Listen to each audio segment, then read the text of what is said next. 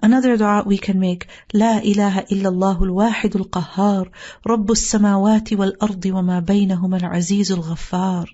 We learned that the Prophet ﷺ would say this, إِذَا تَضَوَّرَ مِنَ اللَّيْلِ, when he would wake up in the night and toss and turn out of hunger or thirst.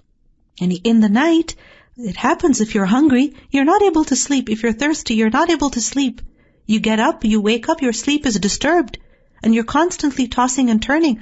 So Aisha radiallahu anha said that the Prophet ﷺ would say this at that time, that there is no God worthy of worship but Allah, the One, the Victorious, Lord of the heavens and the earth, and all that is between them, the Almighty, the All-Forgiving.